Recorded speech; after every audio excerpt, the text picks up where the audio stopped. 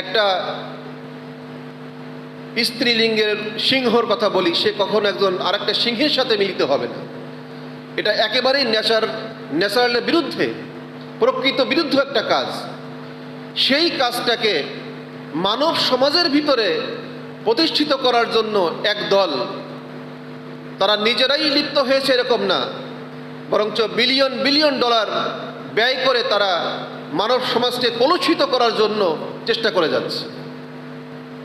মূল বিষয়টি কি, যে একজন, তাদের দাবি অনুযায়ী যে একজন মানুষ তার শারীরিক লিঙ্গর দ্বারা তার লিঙ্গের পরিচয় হবে না, তো কিসের দ্বারা হবে?